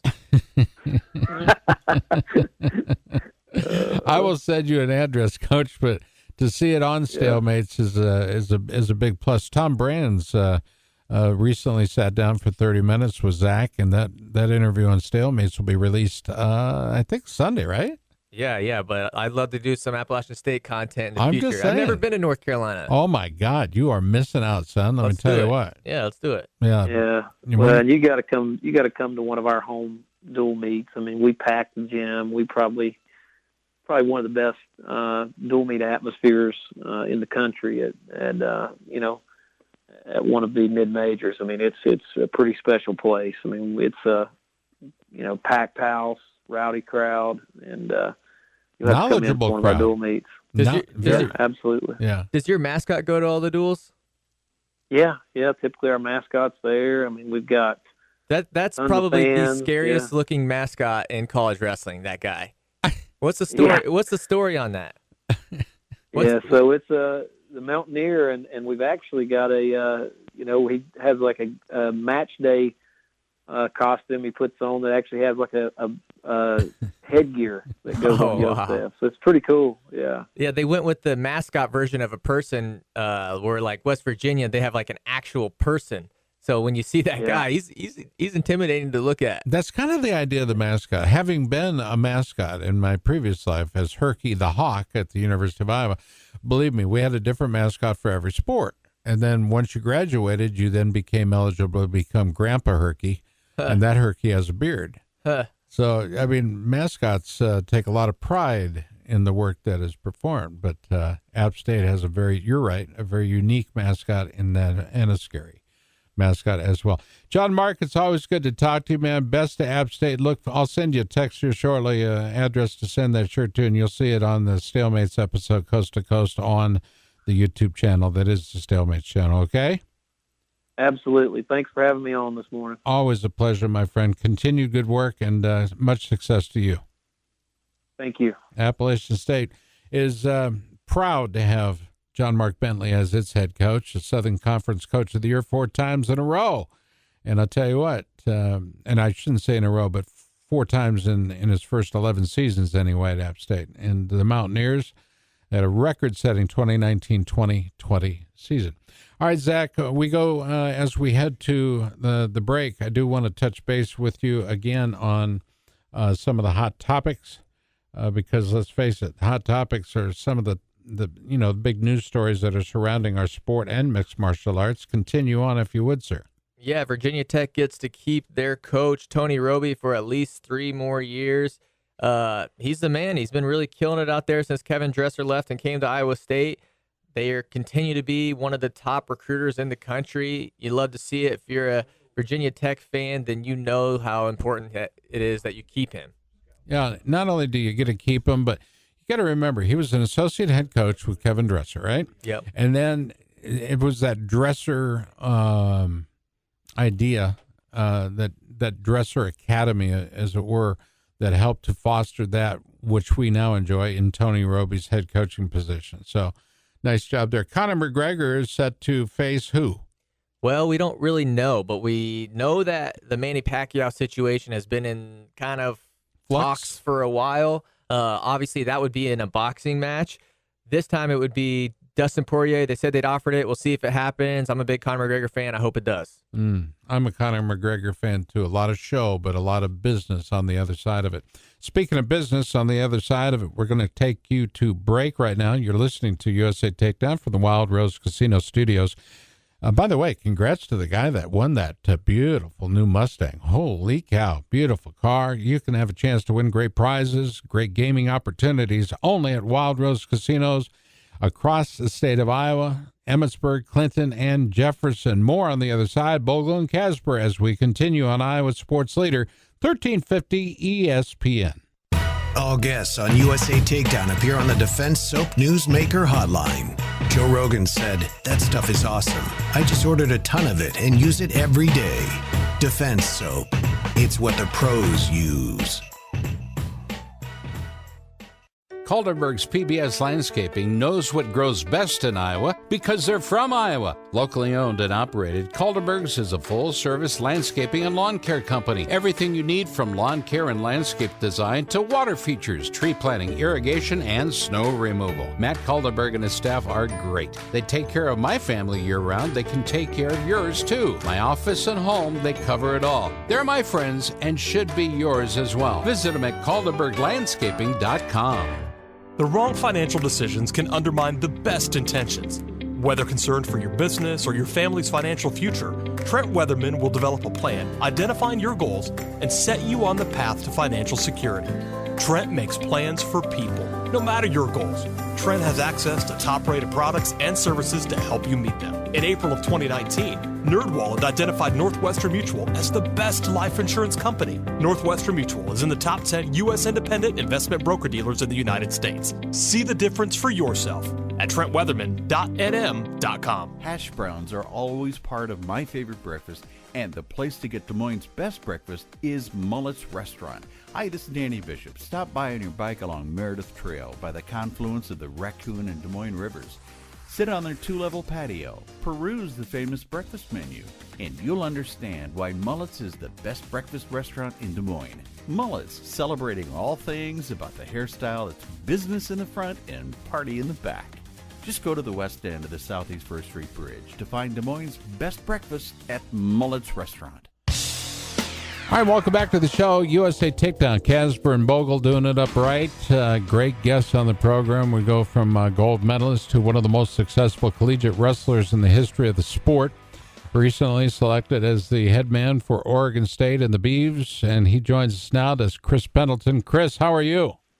I'm doing great. How you guys doing this morning? Good, man. Thanks. Good morning. Thanks for taking the time. I know that everybody's a bit disjointed in this day and age of COVID, but also with the fires and the various social unrest things that are going on in the state of Oregon. How are you guys faring there at Oregon State? Thanks for asking. Crazy time in the world. The fires were something that I've never seen before, and I have to apologize if my dogs are a little bit loud. They just woke up, so they got all that energy in them. But the fires. I think they got about 30 minutes from us. It's kind of weird. Wow. Have you ever seen that movie This Is the End with Sure. Seth Rogen? Absolutely. One of my favorites. That is literally what it looked like in my front yard. I have never, you see things on the news and you see things on the media.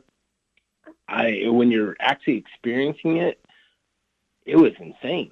And, we were fortunate. My heart goes out to everybody that's been affected by the fires and lost their property and been displaced. So it really hit home pretty hard for us and our team.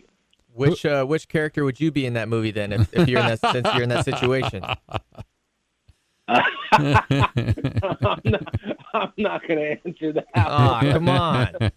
Yeah, I think you'd see people's true colors come out. All right, fair enough. All right, Coach.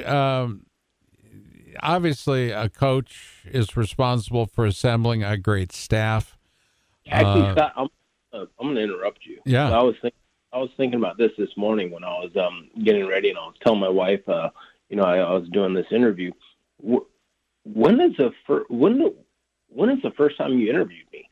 Oh my God. It had to have been at Oklahoma State. It definitely was. Yeah, and I was immediately a fan, not only of our conversation, but you as an athlete, because I knew how dedicated you were, both as a student and as an athlete, and somebody that the staff there just thought the world of. You had this internal combustion engine that just wouldn't quit. I don't know where it came from or how you kept feeding it, but you set the world on fire. Oklahoma State at that time really needed a hero, and you were that guy. And you just garnered all kinds of respect from me and everybody on the show. I know Steve Foster and Jeff Murphy are big fans of yours as well, past co-hosts on this program. But, it's hard to impress me because I see so much and talk to so many. But you've always been at the top of my list. I don't get a chance to talk to you as much because you're so darn busy coaching. I mean, look at the job you did at ASU. You were there at ASU since, 93? You helped bring the Sun Devils back to prominence, and the job you did there. Now, the challenge for you, sir, at Oregon State is to bring the Beavs back to not only winning seasons, but dominance in the pack. How do you do it? Honestly, it's something that when I was constructing my staff and doing a lot of the interview process, my time at ASU really kind of solidified my coaching philosophy. We're always just growing and learning as human beings, and especially being one of the youngest head coaches in the country, I had to figure out what I wanted to do and what my job really was. And because it was really funny. I got the job, and I literally I remember after I got the phone call from John Smith, and then I got a phone call from Scott Barnes, my head AD, basically saying like, "Yeah, you're the guy. You got the job." And I remember sitting there in my living room, like just scratching my head, like, "What now?" You do a good job on the job interview. You make it sound really nice and pretty, and right. It was overwhelming. And the first couple of nights I got like almost no sleep. And it was about 1 a.m. I put my running shoes on and I just went for a run around the neighborhood because I just couldn't sleep. I couldn't, fathom the responsibilities that had just fallen on my shoulders. And it kind of had an epiphany that if I value the right things and do things the right way, even if I don't have the quote unquote success, I'll have done my job. As coaches, I think it gets lost that our main job is the preparation of young men and women for the rest of their life. College coaches, you're that last little line of defense between the kids getting raised by their parents to being out in the real world. Mm-hmm. And you have 35 athletes. You don't have 10 athletes. It was something that I didn't like when I heard people say targeted athletes or selected athletes or elite athletes. I'm like, no, you're not responsible for 10 guys. You're responsible for 35. And so when I was constructing the staff, I wanted to make that very clear that our role first is the holistic development of the student athlete. And our second goal is winning. And I think that is the model that is going to lead us to success. We're talking with Chris Pendleton, the head coach of the Oregon State Beavs, and you look back at the dual meet record of this program since their first season in 1909. They've only had 17 head coaches, by the way. That's back when they were wearing wool to wrestle in. You want to talk about rug burns? They had it going on. Horsehair mats. I love that. But the record, Chris, 1,053, 359, and 28. Now, that's a legacy, and that means your job is that much more important, not only because of the position of the university on the coast, but also in conference, but also on a national stage. And I think John Smith said it best, that moving you forward in your career, this was a natural progression. You're never afraid to face a challenge head on. And you did so, I think, coming out of Lemoore High School back when you were, remember this, 145 pounds. Remember that, Chris? Yeah, I'm like 10 pounds heavier than that right now. Okay, I don't know what kind of Kool-Aid you're drinking this morning, but no, you've got to be going, what, 184 right now? 185? Me? Yeah. Oh no, it's not. You're tight. No. Come on. I'm giving you some credit here. Yeah, I'm probably about You think you're what weight? 215. Oh, well, you're making it look good. You're hiding it well then. Let's go to Zach Bogle. Zach, this is a guy that you got to have on Stalemates on YouTube, man, because Chris is fun to interview. I think we're proving that out, number one. But I also think that, when it comes to the future of the sport, as we look forward to continued growth in men's and women's, Chris Pendleton's name is always going to, find its way to the top of the resume pile, as it were, for interviews. Yeah, absolutely. One thing is, every time I check Twitter, you guys are laying in this new top recruit. It seems like every week. And at the end of the tweet, there's always hashtag build the dam. A few weeks ago, we had Damian Hahn on, and I was talking about hashtag get jacked. Do you think build the dam is better than get jacked? 100%. Was that your idea? Did you come up with this? No, that's actually the schools, and we're having a lot of fun with it. I can honestly say that this staff is they're funny guys. They really. I almost want to say they put more thought into their gifts and social media content than they do. I saw the Salt Bay one like a couple days ago. Oh yeah. We just actually posted one yesterday. We had another young man decide that he wanted to help us build the dam, and Nate Angle, Isaiah, and Mike Kasoy are some of the best recruiters I've been around. They're genuine people that really care, and I think it just comes across to a lot of the parents and the recruits and student athletes that we talk to. And we're getting the right people. We're getting the people that we really believe in, the high character people. I've been on both sides of it. I was part of the number one recruiting class in the country when I came to Oklahoma State, and I think it was we had 13 kids, and by my senior year, 3 of us were left on the roster, and I was the only starter. We signed the number one recruiting class in the country at ASU, and we didn't get it. We didn't have a number one finish. So what I'm trying to say is numbers and rankings that's just what they are. Yep. They're just numbers. You got to find the right kids, the right character, the right fit for your culture and your program. Mm-hmm. And I told the guys, right when we the first week on the job, we're building a house, and when you build a house, your house is only as good as your foundation. I was like, we got to make sure we have a strong foundation with the kids we're bringing in, and I'm ecstatic about the guys that we've had committed to us. All right, Central Valley, Lemoore. I've alluded to that already, and the dogs are agreeing.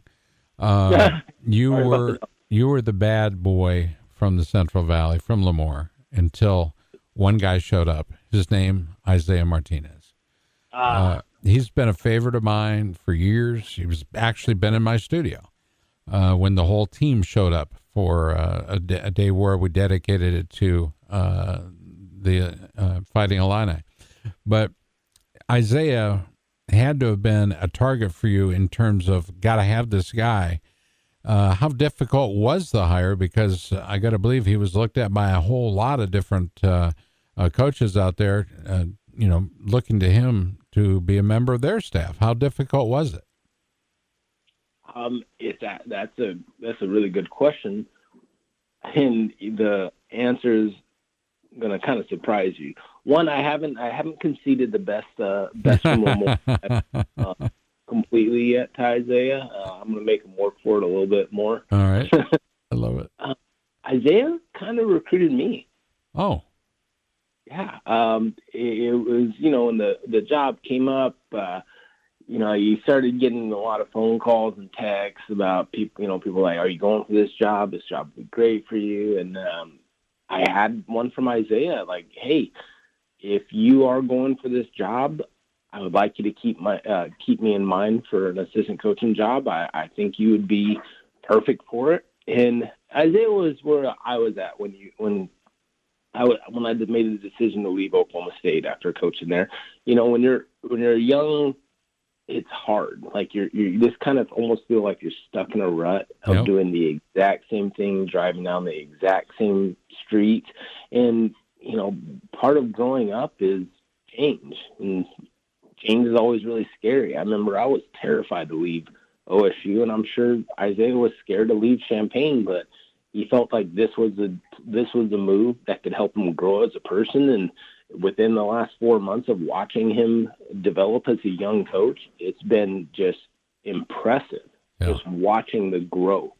I mean, we all make mistakes and cut our teeth and try out new things. And I'm watching how he's interacting with the athletes, how he's carrying himself, and the small changes that he's making on a daily level. It's been really impressive.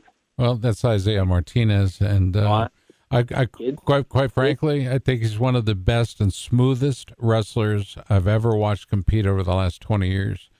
Dude is just amazing. Let's go to Zach. We're up against the clock, Zach, at about 3. Yeah, really quickly, I want to give you an award, Chris. I'm a barber full time, and I noticed you have the best fade in the game, man. Have you found a new barber up there in Oregon? I have found a barber, and it is pulling teeth to get an appointment with him. Okay. It really. I had to cancel. I had a haircut appointment yesterday that I had to cancel because I had a meeting with my boss, and now I'm going to see my barber next Wednesday. That's how packed this guy is. You're going to be shaggy.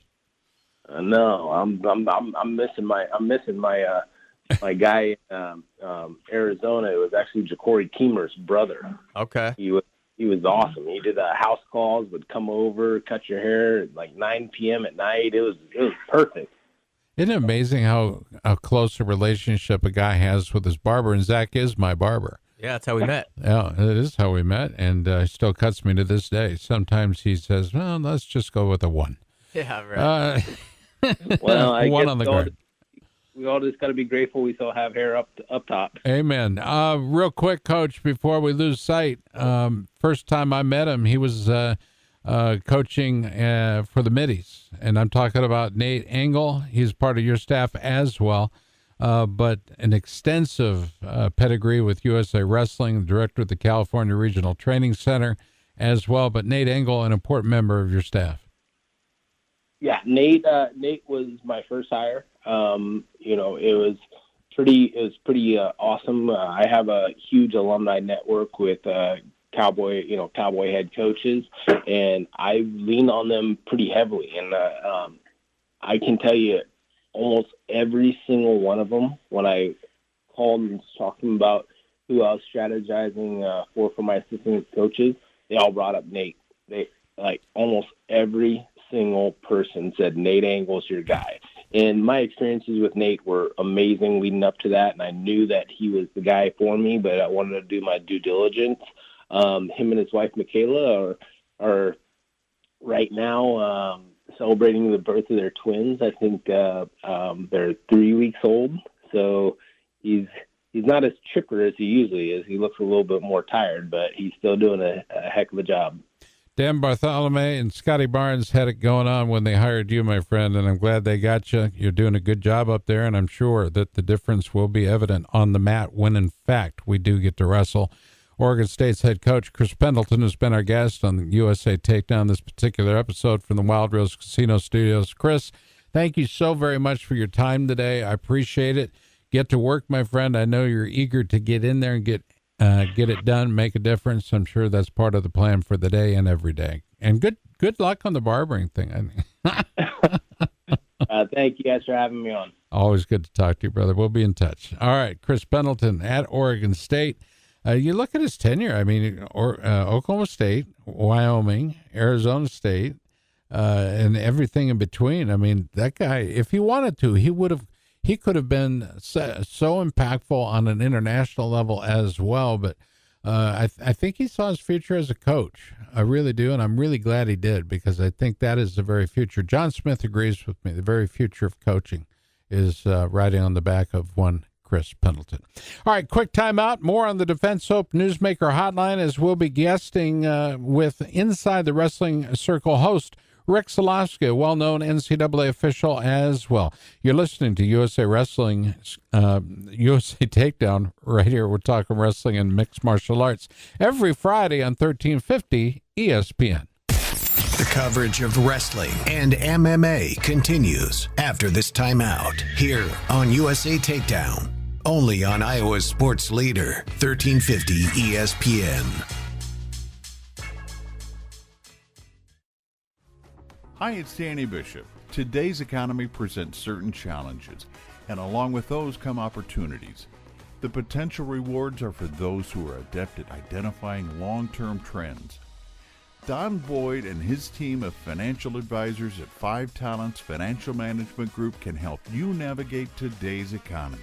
Whether you're facing retirement or just looking to better understand certain investment ideas, they can help you. 5 Talents Financial Management Group's first priority is your overall financial success. And that's why they learn about your individual situation, identify your dreams and goals, and get a picture of your tolerance for risk. Long-term relationships that encourage open and honest communication are the cornerstone of their foundation of success. FTFMG.com or call 223-7487, 223-7487. 5 Talents Financial Management Group. Sports fans, Wild Rose Casino and Resort Emmitsburg has made a home for you. From our DraftKings Sportsbook to Coach's Corner Sports Bar and Grill, every game day is a great day. And now available at Wild Rose, off-track betting. Now you can wager on horse racing from all across the country. Visit wildroseresorts.com for hours and info. Wild Rose Casino and Resort Emmitsburg. You'd rather be here. Must be 21 or older. If you or someone you know needs gambling treatment, call 1-800-BEDS-OFF. All right, the Defense Soap Newsmaker Hotline has been active today. Zach Bogle, would you agree with that statement? Absolutely. Yeah. Beautiful Friday. Yeah, beautiful Friday. By the way, next week, great guest Brian Smith, Missouri head man, Binghamton head coach Kyle Borshoff, FCA head man there, Timmy Johnson. TJ is going to be joining us. You know him from the Big Ten Network. 2-time Big 8 champ, an NCAA champ for Oklahoma State Wrestling, and an 8-time Olympic team coach for USA Wrestling. The great Tadaki Hata, who it's a shame is not already in the Hall of Fame. He should be there. And gosh, I'm going to keep beating that drum until it actually happens. But Tadaki Hata will be joining us. Missouri assistant Kendrick Maple will be joining us in the return of one Pat Mineo from the Wrestling Room. So that's next week on this very program. All guests courtesy of our friends at Defense Soap. Do want to thank all of our sponsors, including, of course, 5 Talents Financial Management Group. And your favorite place to eat is Mullets, right, Danny? I mean, you love the Mullets. Do you like the hash browns there? You like the hash browns? Let me tell you a little story about hash browns. Yeah. Oh, man. I can't have a breakfast without hash browns. Oh. I think they call it the number one, right? No. 2 eggs over easy, sausage, and hash browns. That's it. And nobody makes it better than Mullets. It's so tasty. Best breakfast menu in town, by the way. They have social distancing for tables, indoors and outdoors, and the one table they did not eliminate when deciding which tables to go was the Dan Gable table. That kind of rhymes, doesn't it? The Dan Gable table. Yeah, why would you ever get rid of that? I don't know, but I would like to put a label on the Dan Gable table. How about that? All right. Trademark. All right, next up on the show is a guy who, I'm trying to think, Wade Chalice told me about this cat, wanted to do a radio show that streams live on iHeartRadio, and he joins us now. He's a friend of our program. He's a New Jersey official, PIAA official for 38 years. He's officiated 20 of 22 years at the AAU Disney Duels. I love that. And the Mid-Atlantic Wrestling Chair. He joins us now as Inside the Wrestling Circle host, Rick Solowski. Rick, welcome to the show. How are you? Good morning, Scott. Well, I feel really privileged. We also have Zach on the air as well. Yeah. How are you, Zach? Good. Good morning. How are you? I'm great. I just can't say enough for what you folks are doing in Iowa. Okay. I know that my friends in Pennsylvania, they kind of cringe when I pat Iowa and Oklahoma State on the back, but the history doesn't lie, and Oklahoma State and Iowa always have paved the way when I talk to my friends in Pennsylvania and I share with them that Pennsylvania has arguably the best high school wrestling in the history of the country, they go, wait a minute, I thought Iowa and Oklahoma had that dibs on that. And I have to explain to them, collegiately they did, and who can ever argue with what Oklahoma State did for 36 years? And people, then they realize the difference between high school and college. I'm just lucky because I lived in Lehigh Valley, which is arguably one of the top 3 recruiting areas in the country for D1. It's just absolutely crazy. And I officiate in New Jersey, as you mentioned, and I'm all over North Jersey, where you have Bergen Catholic and Blair Academy. So, gentlemen, I am blessed. Who has made the most impact on you as a coach? Who, as an official, there are guys that will climb all over your back for a call made or a call missed. But who are some of the coaches you've enjoyed working with? Hands down, without a doubt, and Jeff Buxton knows this from Blair. He was coached at Blair for 30 years. And Steve Powell from Easton knows this. And Don Rohn, you know the name Don Rohn. Sure. I have to say Dave Kroll from Nazareth, and I'll tell you why. Why? Dave Kroll, arguably technique-wise, and his program, and don't forget, Dave Kroll is the only coach in the history of Pennsylvania. Get this, guys. He's been Coach of the Year and won state titles with 3 different programs. Wilson in the Lehigh Valley, Easton in the Lehigh Valley, and where he is at Nazareth.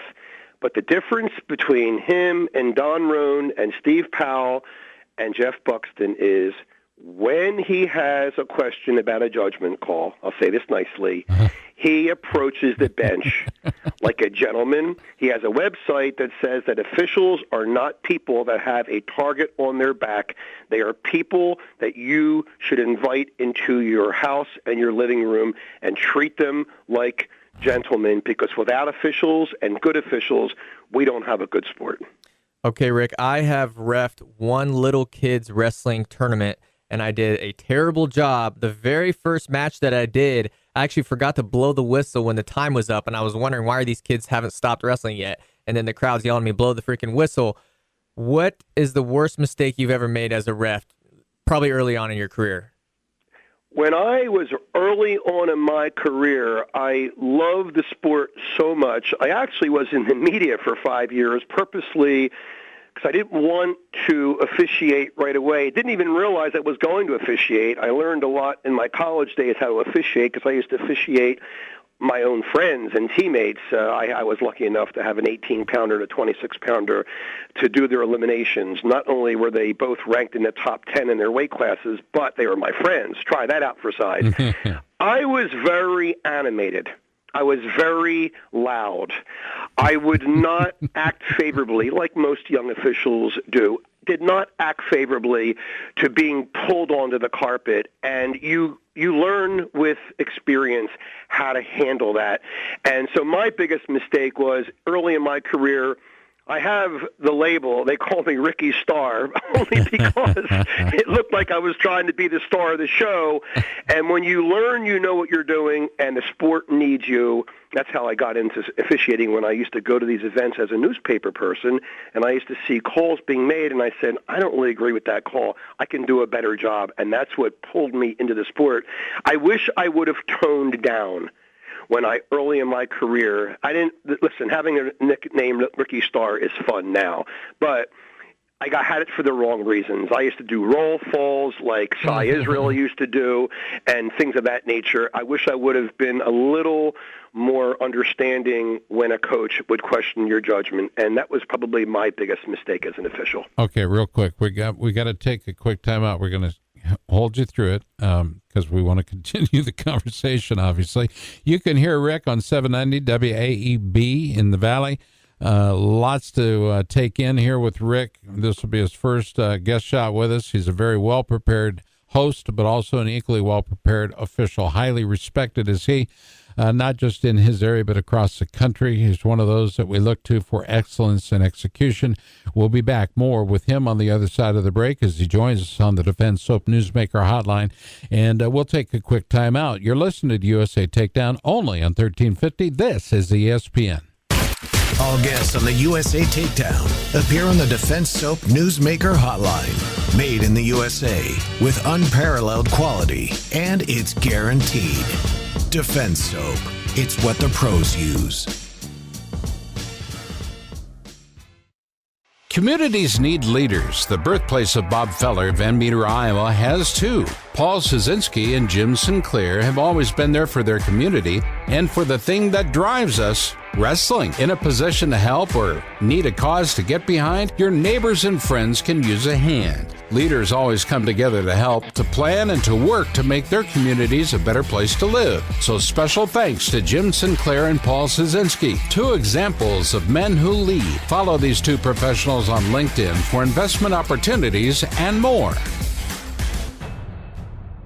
The term barbarian was first used in ancient Greece. The athletes were said to be barbarians. Today's modern athletes embrace the hard work when wearing the great gear from Barbarian Apparel. You make the choice: custom graphics, the best sublimation, colors that pop, and logos that matter. Barbarian provides great service before and after the process. Make the right choice. Choose Barbarian Apparel. BarbarianApparel.com. The Defense Soap Facts. Dateline, Cleveland, Ohio. For 12 years, he competed. For 17 years, he coached. And for 30 years, he's policed the streets of Cleveland. He saw teams and programs decimated by skin-borne disease, a wrestler's worst nightmare. He didn't like the chemical-based products on the market and knew that there had to be a better way. A better defense. He found religion in the ingredients that make up the basis for Defense Soap: tea tree and eucalyptus oil. Defense Soap, all natural, safe to use. It's available around the world now at defensesoap.com. By the way, congrats to Guy Seiko and his staff, his family at Defense Soap. They do an outstanding job. They're shipping to all points around the world now. Defense Soap was there at the beginning of COVID, and they're only bigger, better, stronger, faster, and all that. Let me tell you what, Guy Seiko and Defense Soap has been with us a long time, and it's pretty cool. I love that. Thank you, Guy. Thank you, Seikos. All right. Rick Solosky is our guest. He's the host of the 610 ESPN program that we call Inside the Wrestling Circle. And the name all by itself leads you to believe that Together We Can. Where does Together We Can come from, Rick? You know, we have so many things, especially now with COVID, great question, that is upon us, that we need to stick together. Wrestlers have always done that. That's our makeup. And together we can make it if we stick together. And it's interesting that you brought that up, and they were talking about COVID on the station break. One of my biggest issues is that our sport, a lot of the officials, a lot of the people that run tournaments, I know that they are being hurt economically. But if we rush back too quickly, we run the risk of postponing on the back end the season from really starting. Taking off 1 year is not the end of the world. I can't believe in a couple days they're going to actually, and you folks know that I officiated 5 of the Who number ones. You remember that Dayton 6 Soriano match we had years ago that went 38 minutes. It's not necessary to rush back. We need to talk to each other and really have some semblance of responsibility and accountability. I don't even know if you gentlemen know this, but there was 2 tournaments in Pennsylvania in the State College area where they handed out $30,000 to $40,000 in sanctions and fines because they're not supposed to be wrestling right now. Right. I don't get it, guys. I don't get it. I don't understand why people are not coming forward and saying, take a year off. We'll be back. Let's get healthy. Let's get well. Well, you're in healthcare. I mean, you're at the front line. Let's face it. When I say healthcare, just tell folks what you do for your primary source of income. Well, I appreciate that. I actually wrote a book, March, called Medicare Decoded, Shocking Facts. Medicare is one of my areas of expertise. I'm a group broker. I also have written many different excerpts to people in politics what my plan is to reduce costs, but I've been in the healthcare industry for 35 years, group insurance, individual insurance, and Medicare is my forte, and that's really what I do. So I'm really engaged in what's happening with healthcare, and it really bothers me to watch a debate like we saw a couple of nights ago, which was very embarrassing. These politicians have no plan. No. People in my industry, we have a plan. To try to get them to sit down and listen is very, very difficult, and it shouldn't be. And both sides, I don't care what side you're on, both sides, one says he's got an answer, the other's got no answer other than saying you did this wrong, you did that wrong, whatever. Okay. Maybe they're going to look at the Solovsky solution if I can get it to the right people on how we can reduce costs, and everybody wins. But that's a story for a different day. A different day, but I will say this. If you have COVID, have been diagnosed with COVID, we're praying for you no matter where you come from, what walk of life you're in, no matter who you are. It's not something we wish on anybody. We want this sport, we want our community that we are in to be healthy and competitive, and I'm talking about life in general. So Rick Solowski, our guest. Absolutely. Rick, what is the goal of your show? I obviously have goals for mine, and that's the constant promotion of our sport. Wins and losses mean very little to me. It's interesting, of course, to always talk to the great guys, but we started our show off today with a unannounced guest, a young man that since February has saved 2 lives. He's a freshman wrestler from Buena Vista College or Buena Vista University in Storm Lake, Iowa. But what are some of the goals of and I like to tell those stories, by the way. So that's what drives me. What drives you? What drives me is the passion that we have. Tim Shields was one of our guests. Tim Shields, who's a director of officials for NCAA.